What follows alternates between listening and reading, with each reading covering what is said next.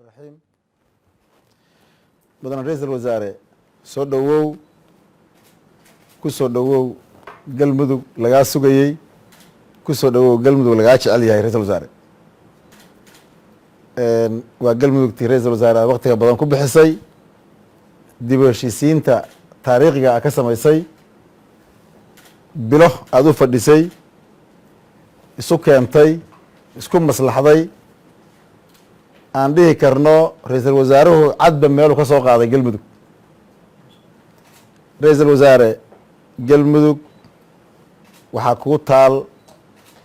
wax aan dhihi karno soomaali inteeda kale kuma taal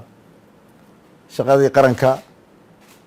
oo si guud aad u fulinaysay u haysay ka sokow galmudug wax weyn baad ka soo qabatay waxaad joogtay waqti aadan dalka intiisa kala joogin waxaad ku bixisay dadaal inta kale dalka ka dheeraada waxaa ka samaysay runtii wax reer galmudug kugu xasuustaan taariikhdaasaa lagaga hayaa amaalkaasaa lagaga hayaa waa lagu wada sugayey waa ku wada sugayaan sidaadii baad baararka iyo ugu tegi doontaa oo baahna ku qancimayaan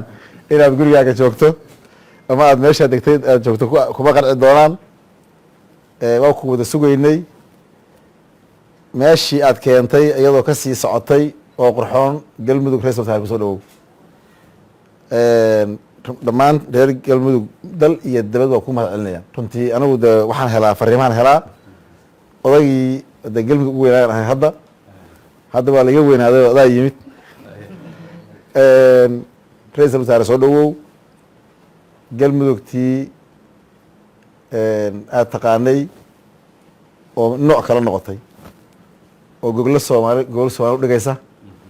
oo soomaali isku maslaxaysa oo soomaali isu jiidjiidaysa waana la xifaaleeyaa waxaan nidhi annaga haddaan nahay reer galmudug warankayagii yaan baan ka tumanna waxaan beerafalow iyo nabad ahayn ka shaqey mayno marka ra'iisul wasaare aad iyo aadaan kugu mahad celinaynaa imaanshahaga waa ku sugaynay mar kale waxaan kaaga mahad celinaynaa inaad baaqii dowladaha xubnaha ka dowladda federaalka ay soo gudbiyeen aad ka soo jawaabteen madaxdii qaranka oo noo soo horumartay iyadana waa kugu soo dhaweyneynaa wadatashigeedii iyo iswaafajinteedii iyo xalkii insha allah annagoo rajo fiican ka qabna inaan leenahay isku meel baa loo jahaysan doonaa galmudugna gogosheedu waa nabad heshiisayna caan ku tahayba wixii gogosheeda yimaada waa heshiiya